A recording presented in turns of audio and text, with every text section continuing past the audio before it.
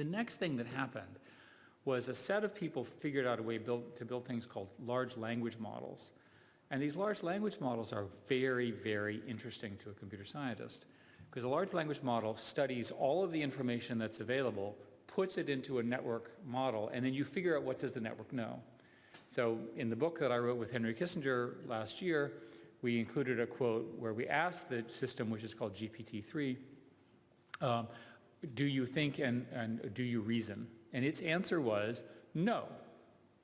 You think because you're a human being. I am a large language model and I follow algorithmic rules.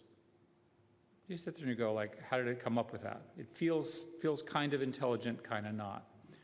Now these large language models are so powerful that the world around us here in the Valley is now creating startups that have valuations of $1 billion with 10 people, with 100 to 500 million of capitalization, with no product, no revenue, and no target. Now, this may be, if you're not from California, you may just view this as just insane, crazy people in California, which is perfectly true and often true, in fact. But it tells you that there is a collective judgment that something new has been invented. So let me speculate what does the next, and I'm going to relate this to national security in a minute, but let me just speculate in the next 5 years the following. It will be true that any form of text, speech, video, and picture multimodally can be both analyzed and generated. Okay, that's pretty powerful. And the second thing is that you'll be able to talk to the computer in a conversational style and it will know who you are and so forth. So I'll give you an example. Within 5 years, there'll be startups here, and I hope to fund some of them, we'll see if it actually happens, which will do the following. You'll basically, it'll start by personalizing it against yourself.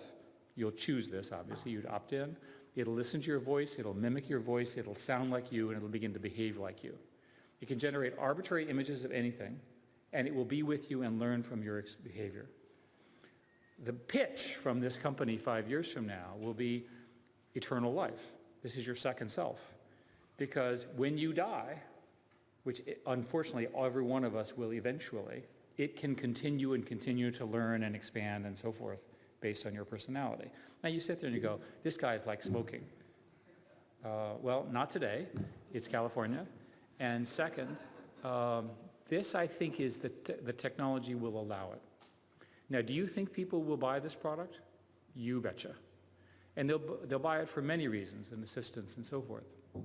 So now let's think about this from the standpoint of how this affects society. It obviously has huge impacts for social media and the press and so forth and so on, and how society works. It has huge implications for education. How do we develop our children? What happens when your child's best friend at 12 is a computer, not a human?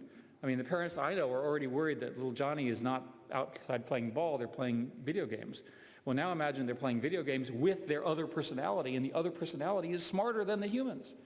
And furthermore, what happens when that human has this impact that they do on young minds, right?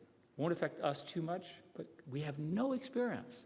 In the same sense that we have no experience having global platforms that have the kind of impact that my industry represents. These are new for society.